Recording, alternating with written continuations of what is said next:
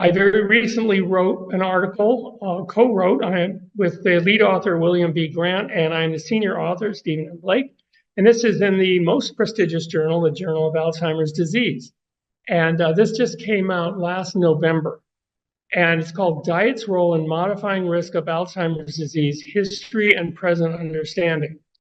If you'd like to not get Alzheimer's disease and lower your risk of this or for a loved one, we pretty much tell the story in great detail. Which foods, which mechanisms, how it works. It is open source. We paid extra so that you can get this. Now, this at the very moment has not been released by the Journal of Alzheimer's Disease, but is available on preprint.org.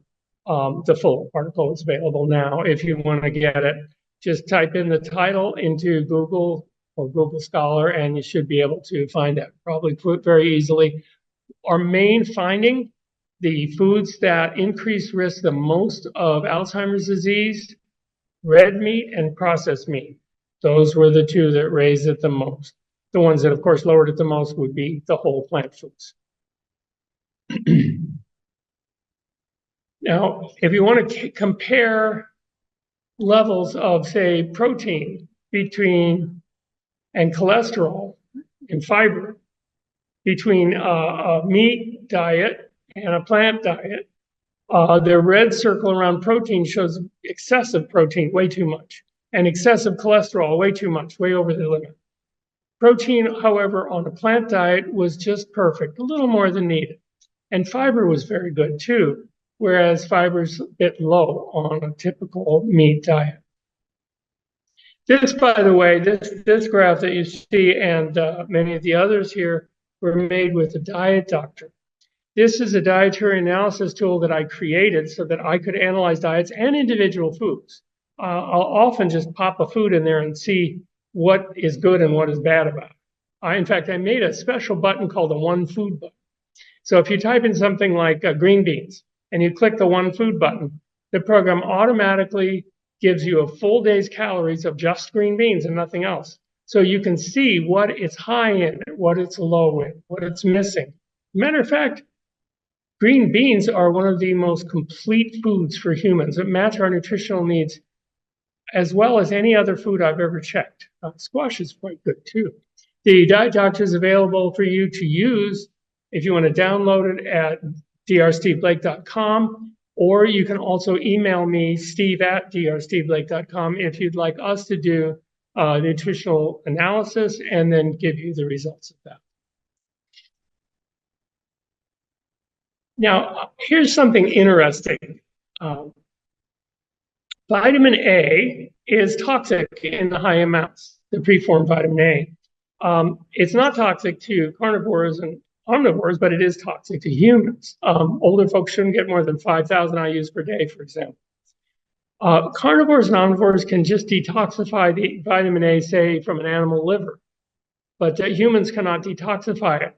On the flip side, beta-carotene, showing here as a long molecule, we have the ability to snip that in half and get 2 molecules of retinol. So we can make our own retinol from beta-carotene. Isn't that interesting? But carnivores and omnivores can't do that. Another concrete example of why we must be plant eaters, and there it is. Another of the books I've written, I was requested by McGraw-Hill to write a college textbook on vitamins and minerals, which I did. It's called Vitamins and Minerals Demystified. There's a link to buy it on my website, or you can just look on, this one's available on any bookseller, Barnes & Noble or whatever. This book tells you about all of the essential vitamins and minerals. This book is what all of the medical doctors should get in their training, or at least after their training, but do not. And I really wish that more people, especially health professionals, especially leading health professionals who lecture on diet, would read this book and know which vitamins and minerals we can make and which we can't, how much we need, what form, what foods, and all of that. Did you know that vitamin C is synthesized in all carnivore and omnivore livers, but humans cannot synthesize vitamin C? We have to get it. We've adapted to get it from our diet every day because we are plant eaters and only occurs in plants, principally fruits. Some things that are called vegetables, like bell peppers, have a lot, but they're really seed-bearing fruits. If you look at this picture, you get an idea that fruit is our best source of vitamin C. American diet, very low in vitamin C. The RDA is 75 to 90. The optimal amount would be something like 400 to 1,000. Whole food plant diet, 355 milligrams of vitamin C is a nice boost for antioxidant activity, protective to the brain. Did you know that vitamin E can only protect a cell membrane one time unless it's recharged with vitamin C, and then it can go on to do it again. So it's crucial not only by itself, but to help our other antioxidants work. Again, the American diet had 10 milligrams of vitamin E. It's very low. We need a minimum of 15 milligrams per day, and more would be much better.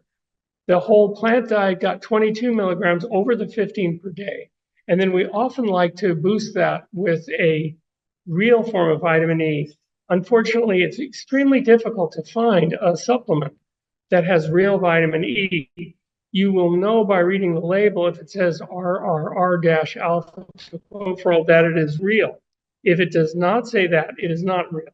And in my book, Vitamins and Minerals Demystified, and many of my other books, I do talk about why the synthetic form of vitamin E is harmful, not helpful. Here is a book and a study that I wrote. The book is called Nutrients for Memory, the Hawaii Dementia Prevention Trial. This is available on my website, drsteveblake.com. The trial is called, it's rather long, Hawaii Dementia Prevention Trial, a randomized trial evaluating a multifaceted nutritional intervention to slow cognitive decline in mild cognitive impairment patients. This trial I designed and I ran with a really quite large team, and the results were fantastic. Simply by getting people to cut down on some of their worst intakes of saturated fat, nobody went vegan on this diet, okay, but we got them better. And we gave them nutrients that they needed, real vitamin E, real vitamin C, and a lot of other nutrients. The people started out in this trial with a mini mental status exam number of 19 out of 30. Under 20 is considered dementia, so they were in the starting dementia zone. Between 20 and 25, then you're getting to the level at which is called mild cognitive impairment. From 25 to 30 is considered normal. So after 9 months, the average went from 19 to 29, normal. Isn't that fantastic? And you can, by looking in the book, you can do everything we did yourself. You don't need a trial. You don't need any fancy patented drugs. You don't need to pay me thousands of dollars. Just $9.95 to download the book.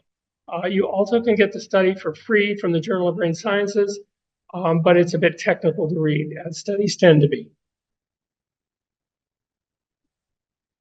Here's another example of antioxidants in a meat diet showing the vitamin A was too low from lack of carotenoids principally, and the vitamin E was too low, whereas the antioxidants on the plant diet, great. Vitamin A, vitamin C, vitamin E are all really, really good. Now here's a listing. If it's red, it means it's too low. Vitamin E was too low in all of these diets: Standard American, Atkins Zone, Paleo, Keto, South Beach, Transition Vegetarian with lots of cheese and white flour and eggs. And the Mediterranean diet, vitamin E was too low. McDougall diet was the worst because of the lack of any fats. Vitamin C, the only two vitamin E winners here were the vegan whole food diet and the raw vegan diet. And a vegan needs to be careful to get enough nuts and seeds to get his vitamin E or her vitamin E. Vitamin C was the worst in the Atkins diet, the best in the raw vegan diet, and varied. The transition vegetarian diet, not very good, and the McDougall diet was real bad. So the Atkins was the worst. The Standard American was very low. So it is important to get these antioxidants to protect the brain, and that's one of the things we used in the Hawaii Dementia Prevention. In the Hawaii Dementia Prevention Trial, we got donated supplements. and people who weren't in the trial couldn't take them. So many people who heard about the great results encouraged me to make this brain and body food, which I did. You can get this on my website, drsteveblake.com. It's the only place you can get it.